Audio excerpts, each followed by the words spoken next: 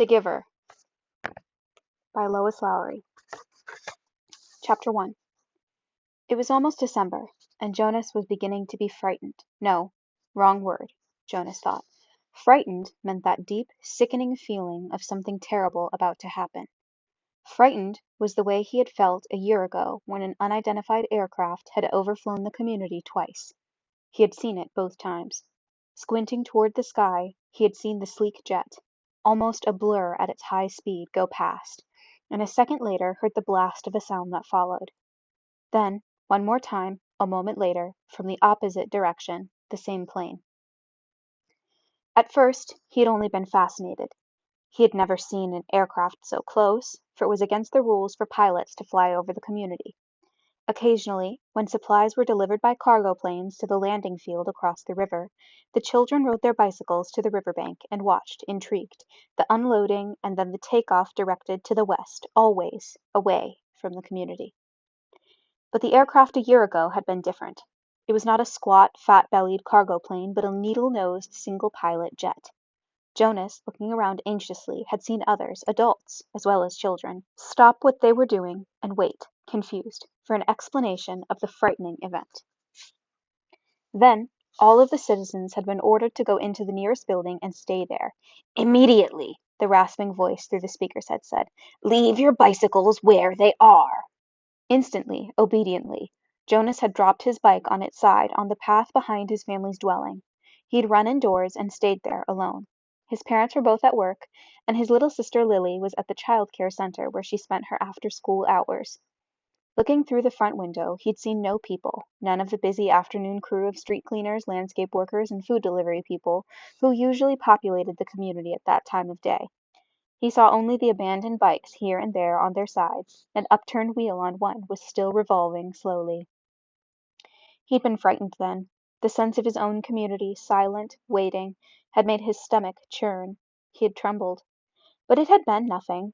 Within minutes the speakers had crackled again, and the voice, reassuring now and less urgent, had explained that the pilot in training had misread his navigational instructions and made a wrong turn. Desperately, the pilot had been trying to make his way back before his error was noticed. Needless to say, he will be released, the voice had said, followed by silence.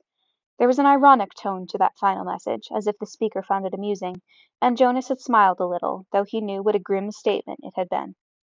For a contributing citizen to be released from the community was a final decision, a terrible punishment, an overwhelming statement of failure.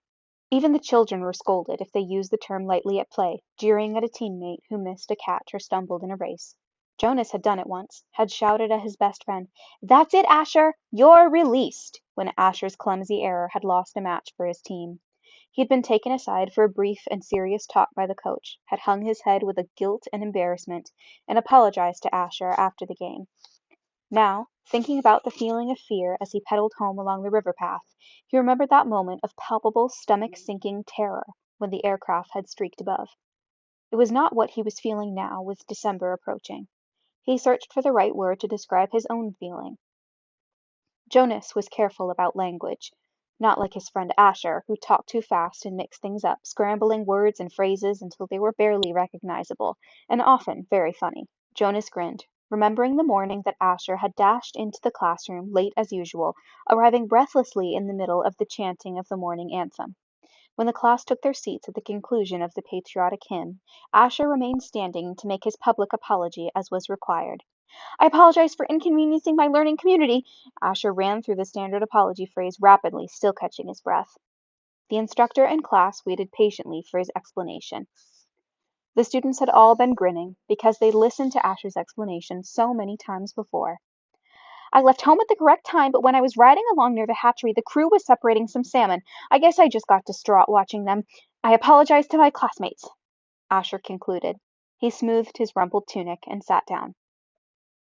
We accept your apology, Asher, the class recited, the standard response in unison.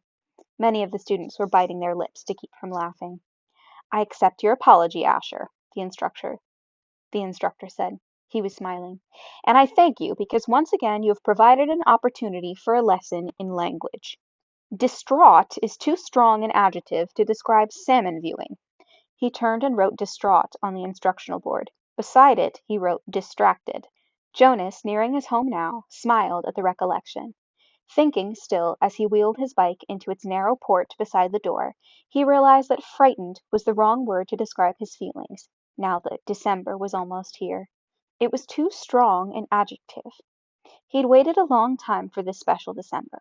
Now that it was almost upon him, he wasn't frightened, but he was eager, he decided. He was eager for it to come.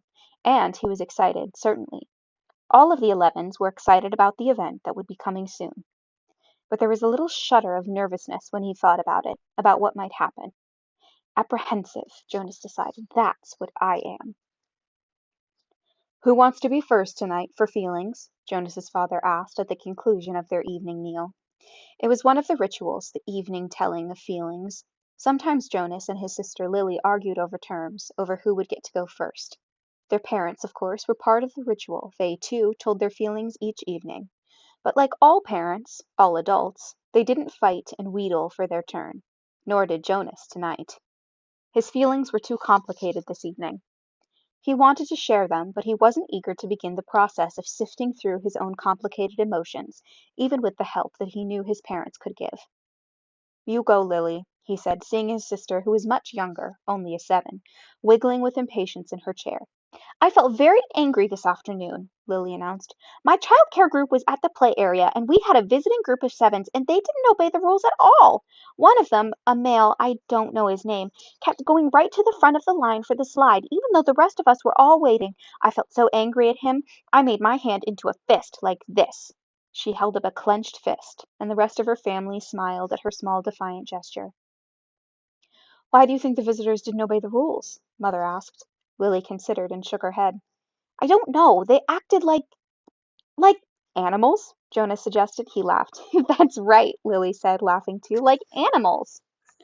Neither child knew what the word meant exactly, but it was often used to describe someone uneducated or clumsy, someone who didn't fit in. "Where were the visitors from?" Father asked. Lily frowned, trying to remember. "Our leader told us when he made the welcome speech, but I can't remember. I guess I wasn't paying attention. It was from another community. They had to leave very early, and they had their midday meal on the bus." Mother nodded. "Do you think it's possible that their rules may be different, and so they simply didn't know what your play area rules were?" Lily shrugged and nodded. "I suppose." "You've visited other communities, haven't you?" Jonas asked. "My group has, often." Lily nodded again. "When we were 6s, we went and shared a whole school day with a group of 6s in their community." "How did you feel when you were there?" Lily frowned. "I felt strange, because their methods were different. They were learning usages that my group hadn't learned yet, so we felt stupid." Father was listening with interest. "I'm thinking, Lily," he said, "about the boy who didn't obey the rules today. Do you think it's possible that he felt strange and stupid, being in a new place with rules he didn't know about?" Lily pondered that. "Yes," she said finally. "I feel a little sorry for him," Jonas said, "even though I don't even know him. I feel sorry for anyone who's in a place where he feels strange and stupid." "How do you feel now, Lily?" Father asked. "Still angry?" "I guess not," Lily decided. "I guess I feel a little sorry for him. And sorry I made a fist." She grinned. Jonas smiled back at his sister. Lily's feelings were always straightforward and fairly simple, usually easy to resolve. He guessed that his own had been too, when he was a 7. He listened politely, though not very attentively, while his father took his turn, describing a feeling of worry that he'd had that day at work, a concern about one of the new children who wasn't doing well. Jonas's father's title was nurturer. He and the other nurturers were responsible for all the physical and emotional needs of every new child during its earliest life. It was a very important job, Jonas knew, but it wasn't one that interested him much. "What gender is it?" Lily asked. "Male," Father said. "He's a sweet little male with a lovely disposition. But he isn't growing as fast as he should, and he doesn't sleep soundly. We have him in the extra care section for supplementary nurturing. But the committee's beginning to talk about releasing him." "Oh, no," Mother murmured sympathetically. "I know how sad that must make you feel." Jonas and Lily both nodded sympathetically as well. Release of new children was always sad because they hadn't had a chance to enjoy life within the community yet, and they hadn't done anything wrong. There were only 2 occasions of release which were not punishment. Release of the elderly, which was a time of celebration for a life well and fully lived, and release of a new child, which always brought a sense of what could we have done. This was especially troubling for the nurturers like Father, who felt they had failed somehow. but it happened very rarely. "Well," Father said, "I'm going to keep trying. I may ask the committee for permission to bring him here at night if you don't mind. You know what the night crew nurturers are like. I think this little guy needs something extra." "Of course," Mother said, and Jonas and Lily nodded. They'd heard Father complain about the night crew before.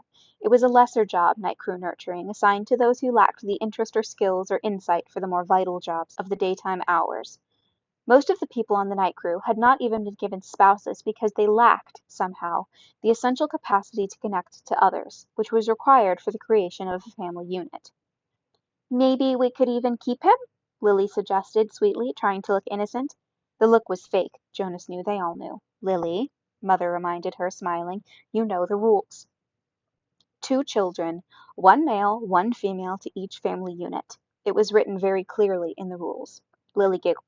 "Well," she said, "I thought maybe just this once." Next, Mother, who held a prominent position at the Department of Justice, talked about her feelings. Today, a repeat offender had been brought before her, someone who had broken the rules before, someone who she had hoped had been adequately and fairly punished, and who had been restored to his place, to his job, his home, his family unit. To see him brought before her a second time had caused her overwhelming feelings of frustration and anger, and even guilt, that she hadn't made a difference in his life. "I feel frightened, too, for him," she confessed. "You know, there isn't a third chance. The rules say that if there's a third transgression, he simply has to be released." Jonas shivered. He knew it happened. There was even a boy in his group of 11s whose father had been released years before. No one ever mentioned it. The disgrace was unspeakable. It was hard to imagine. Lily stood up and went to her mother. She stroked her mother's arm. From his place at the table, Father reached over and took her hand. Jonas reached for the other. One by one they comforted her. Soon she smiled, thanked them, and murmured that she felt soothed. The ritual continued. "Jonas," Father said, "you're last tonight." Jonas sighed.